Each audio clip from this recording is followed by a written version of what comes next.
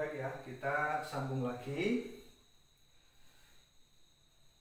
Jadi untuk memahami wujud Allah, wujud sifat, wujud nama, wujud perbuatan itu kita perlu memahami dulu tadi adalah filsafat wujud supaya ini tidak rancu.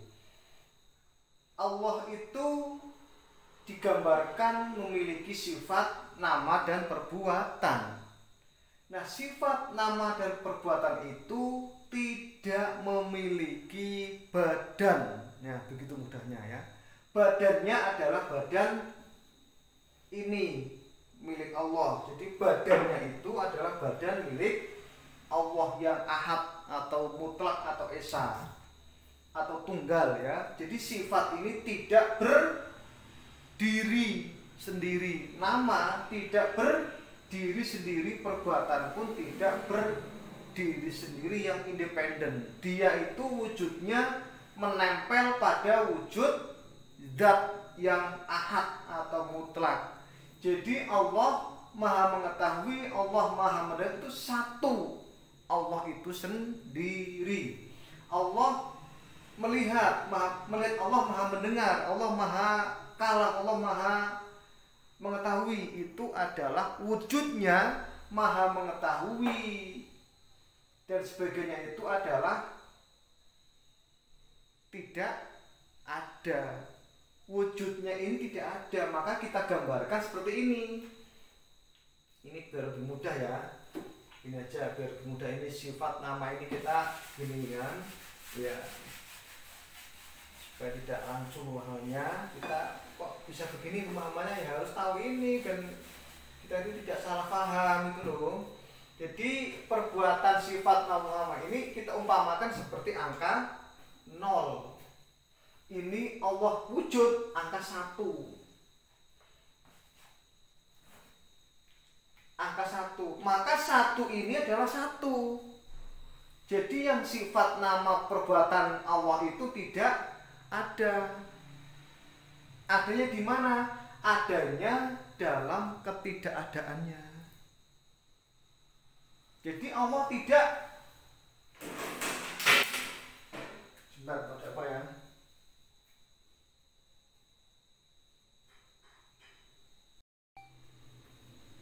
Sambung lagi ya. Jadi wujud sifat, wujud nama, wujud perbuatan itu tidak berwujud diri sendiri. Tetapi yang diri sendiri itu adalah nafs, wujud Allah. Ini Allah, ini wujud yang memiliki wujud itu adalah Allah. Sedangkan sifat itu tidak memiliki wujud, atau kita katakan nama juga tidak punya wujud, perbuatan pun tidak punya wujud, tetapi dia ada sebagai sifat, sebagai nama, sebagai perbuatan itu ada. Secara sifat, secara nama, secara perbuatan Allah itu wujud, secara sifat, secara nama, secara perbuatan, tetapi wujud dirinya sendiri sebagai sebuah wujud yang independen itu tidak ada. Dia menempel pada wujud Allah, nafsnya. Maka kita umpamakan seperti ini. Jadi Allah itu wujudnya 1 begini, yang sifat, nama itu adalah 0 atau kita katakan kosong ya. Kosong dari wujud. Ini tidak ada wujudnya. Hanya sebagai sebuah informasi bahwa Allah itu Maha mengetahui, Maha dan sebagainya, itu informasi. Jadi wujudnya itu di mana? Di informasi, di pengetahuan. Nah, ini bisa berwujud, bernilai kapan? Ketika menempel pada sebuah wujud hakikinya, yaitu zat ini. Maka ketika ini ke sini, jadi berarti seperti juga angka 0 kan? Ini kita umpamakan angka 0 ya. Angka 0 itu kan tidak ada angka 0. Tidak ada barangnya maksudnya. Tidak ada marker, tidak ada marker. Berarti kan tidak ada markernya. Ada marker, ambil. Tidak ada marker, kan tidak ada marker. Tetapi tidak ada itu ada dalam ketidakadaannya. Tidak ada itu ada di dalam ketidakadaannya. Maka tidak ada yang ada, ini nolnya juga ada. dalam kenolannya itu ada, sebagai nol itu ada, tapi dia tidak punya benda atau tidak punya wujud zat atau diri benda sendiri, tidak punya nol itu. Maka nol kalau mau wujud dia harus mengikuti yang punya badan, yaitu misalkan angka 1, jadilah jadi angka 10, angka 3 jadi angka 30. Ini 30, nol ini bernilai kalau dia itu menempel atau bergantung kepada angka di depannya, angka-angka yang asli itu. Makanya bilangan asli ini menjadi gandengan dari angka 0. Makanya kan kita kenal ada Allahus Somad, Qul huwallahu ahad, Allahus Somad, lam yalid wa lam yulad. Maka Allah itu tempat bergantung. Ini tempat bergantungnya segala macam, termasuk sifatnya juga tergantung kepada zatnya ini di sini itu loh. Makanya ini tidak punya wujud, tidak punya zat, maksudnya zatnya adalah zat Allah. Nol ini tidak punya zat, tidak punya wujud, esensinya itu tidak ada. Yang ada adalah angka di 3 ini. Maka nol ini ketika dia dibuang angka depannya, ya sudah kosong, dia tidak ada bendanya. Tapi ketika dia itu nempel ke angka 1, jadi angka 10, 1, 2, 3, 4, 5, 6, 7, 8, 9, 10. Maka yang jadi 10 itu juga bukan nol tapi ininya. Jadi dia jadi banyak itu, ini jadi banyak karena ada nempel nol itu, seakan-akan banyak tapi sesungguhnya 1 itu. Seakan-akan kan banyak. Allah maha mengetahui, Allah maha mendengar, Allah maha sombong misalnya begitu, Allah maha bijaksana, kan banyak seakan-akan. Itu banyaknya itu dalam pengetahuan loh, ini bukan banyak dalam zat, bukan banyak dalam zat, tapi zatnya itu tetap tunggal mutlak. Karena dia tunggal maka mutlak dia itu juga esa atau 1. Sedangkan sifat, nama, dan perbuatan itu adalah adanya sifat nama itu bergantung kepada zat yang somat ini. Yang Allah somat ini bergantung kepada zat yang maha jadi tempat bergantung. Itu makanya kita baru tahu ternyata oh begini pemahamannya yang betul itu. Jadi sifat nama itu tidak wujud secara bendawi atau secara nafs, dia wujud. Wujudnya nafs itu adalah hanya wujud Allah. Nah pertanyaannya, nah terus kalau tidak ada ini berarti tidak ada, berarti Allah tidak punya sifat mengetahui, tidak punya sifat mendengar. Yang tidak punya sifat itu maksudnya yang tidak ada itu wujudnya tidak ada, tetapi sifat maha itu ada. Paham ya? Jadi wujudnya tidak ada, tetapi nama-nama Allah itu ada secara nama, ada secara perbuatan, tapi wujudnya tidak ada. Adanya adalah sebagai sifat, sebagai nama, sebagai perbuatan. Nama itu untuk memanggil supaya jelas manggil siapa. Allah yang maha mengetahui, Allah yang maha mendengar, Allah yang maha memberi rezeki, Allah yang maha memberi pertolongan, Allah yang maha memberi perlindungan. Itu semuanya adalah wujudnya sebagai zatnya itu adalah ini, Allah ini. Jadi ketika kita pahami ini, oh ternyata betul juga ya. Masuk akal nggak ini coba? Masuk akal nggak? Ini masuk akal. Tetapi kalau ini dihapus, nggak gila, tetap dirinya sendiri, tetap nol ya, nol selamanya, tidak bisa ada wujud. Cuma dia bisa memberikan nilai besar kepada benda yang dia itu tempat bergantung. Kalau benda itu misalkan ada 3, tambahin 0 jadi 30. Bendanya ada 5, ditambah 0 jadi 50. Nilai matematikanya begitu kan, begitu. Tapi kalau dipindah ke sini, di depannya dia menjadi tempat bergantung, 5 nggak ada artinya. Angka 0, 100 ini kan nggak ada artinya, 0 semuanya. Beda kalau 0, 0, 1000 atau 0 begini kan ada bendanya. Tapi kalau di depannya 0, ini kan 0, berarti kan 0 berapapun kalau depannya ini 0 ya sujud berapapun tetap 0 dia. Artinya 0 ini bukan tempat bergantung, ini bukan Allah. Maksudnya bukan Allah dalam arti bukan wujud. Bukan wujud, 0 itu bukan wujud. 0 itu untuk membantu memperbanyak wujud, supaya kita paham memecah, untuk membelah nas ini. Maka dijelaskan ada sifat, nama, sebagainya sebagai pengetahuan bagi manusia untuk memahami ini, memahami nafs atau wujud zatnya itu. Sehingga karena dia itu hanya sekedar memahami, maka ini tidak bisa dikatakan wujud secara zat. Wujudnya dia hanya ada dalam pengetahuan atau ilmu. Loh, kok dalam ilmu? Berarti ilmu itu cuma sekedar ilmu, tidak ada. Ilmu itu ada. Jadi sifat, nama, perbuatan itu ada, tetapi dalam pengetahuan. Dia tetapi ada dalam pengetahuan dan tidak punya wujud mandiri. Jadi tidak punya wujud independen. Seperti mangga merah. Mangganya merahnya kan dia menempel di mangga ini. Mangga merah, sifat mangga itu merah, maka merah itu menempel di mangga. Jadi ketika dia itu dibuang ya berarti, tapi dia bisa berarti ke benda lain. Jadi apel merah, yang merah apelnya bukan mangga, kan begitu. Ini sifat merah itu ada tapi dalam dia tidak mandiri. Maksudnya tidak mandiri itu dibandingkan dengan wujud yang dia itu menempel itu loh. Jadi sifat, nama, perbuatan itu Allah itu tidak memiliki wujud sendiri, tetapi wujudnya itu, zatnya itu adalah wujud Allah. Jangan kita itu latah mengikuti sesuatu yang tidak kita paham. Nah, ini yang disalahpahami itu apa? Sampai ada mengatakan satu dalam banyak. Ini kan salah paham, satu dalam banyak. Ini bukan begitu, ini bukan satu dalam banyak, banyak dalam satu, tidak begitu. Jadi ini bukan begini, ini kalimat gambaran ini bukan seperti ini.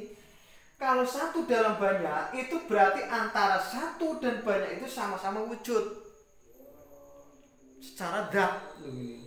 Satu dalam banyak itu berarti dua-duanya secara wujud. Jadi satu itu zatnya wujud, banyak zatnya wujud. Ini keliru. Na'udzubillah min dzalik.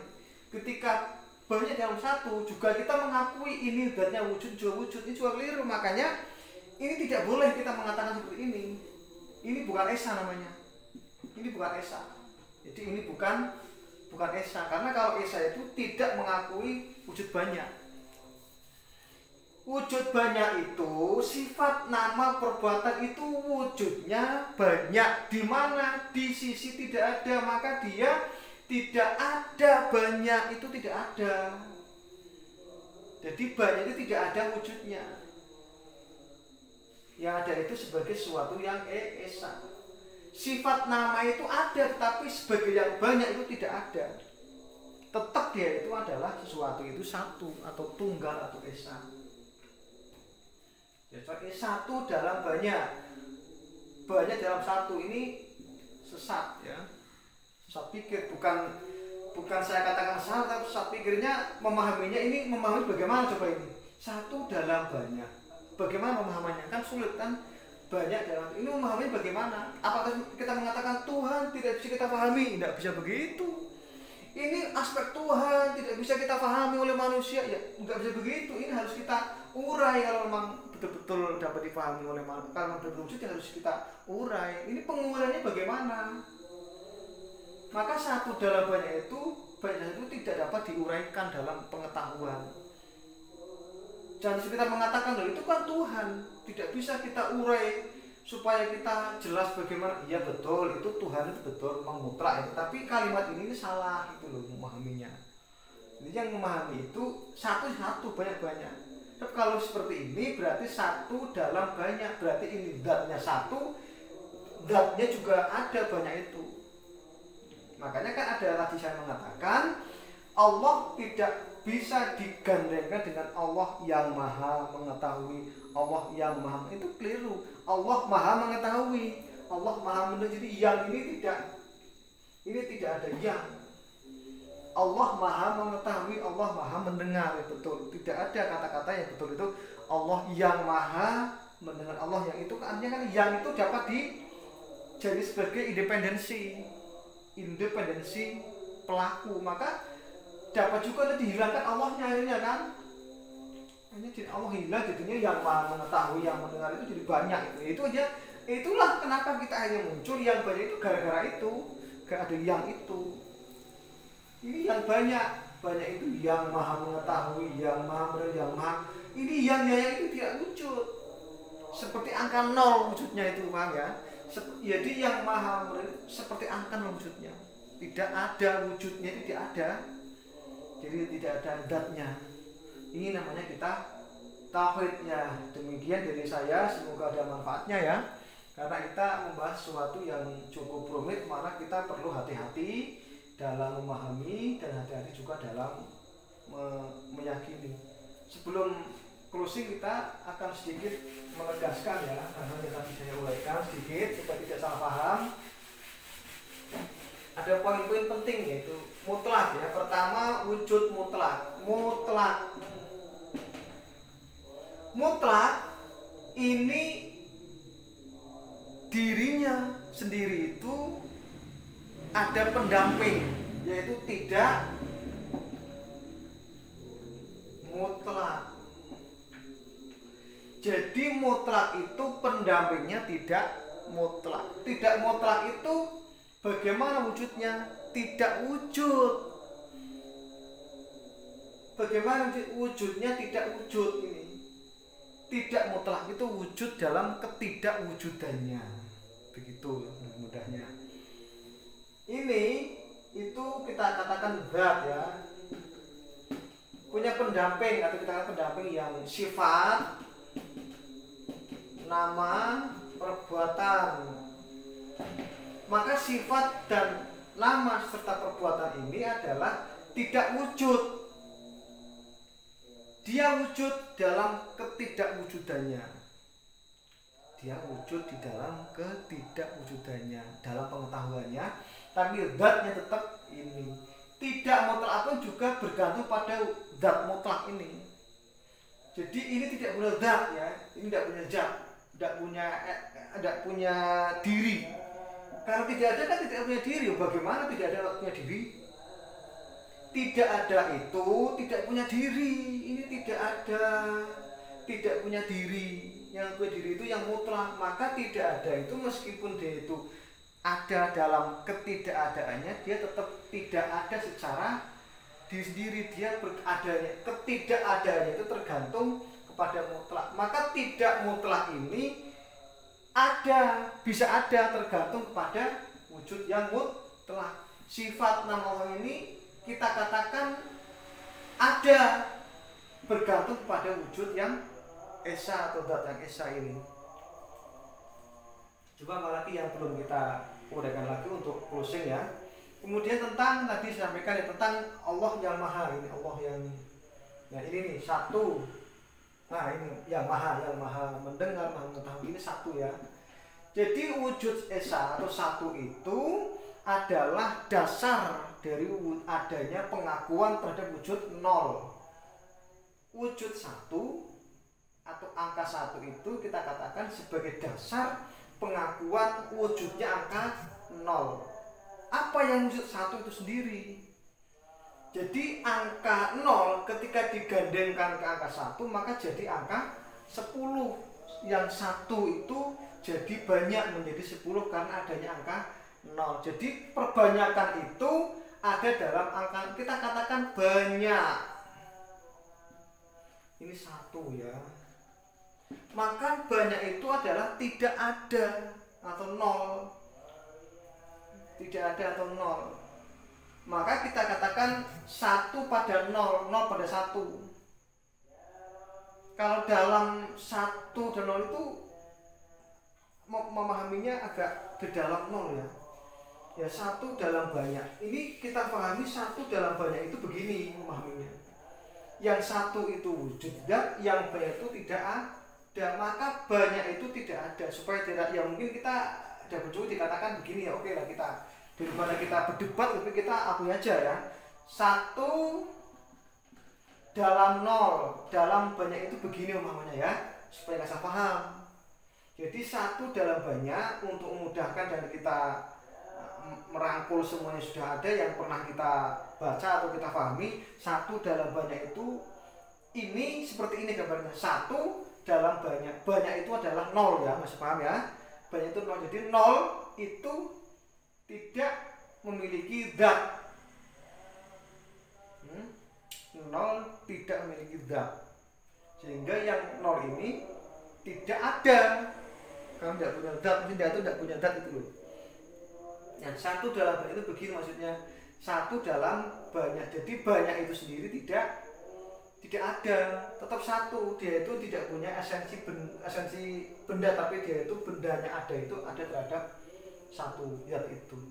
Jadi satu itu adalah sebagai tempat bergantung atau Allah Somad dari segala macam yang banyak. Di mana yang banyak itu tidak ada. Bagaimana ada itu? Bagaimana tidak ada? Kalau dikatakan ada, tidak ada itu ada dalam ketidakadaannya.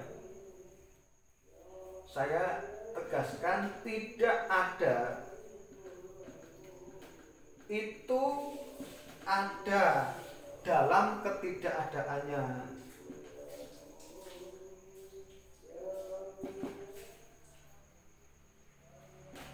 Jadi tidak ada itu ada dalam ketidakadaannya.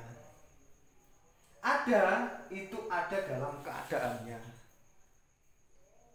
Tapi jangan dikatakan ada dalam tidak ada, ini tidak begitu.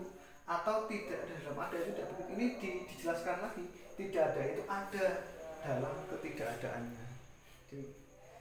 Ya, bisa demikian. Semoga ada manfaatnya dan kita berharap kita bisa saling berbagi pengetahuan supaya lebih baik apa yang kita ketahui. Dari saya, mohon maaf jika ada tutur kata yang kurang baik, kurang berkenan. Wassalamualaikum warahmatullahi wabarakatuh.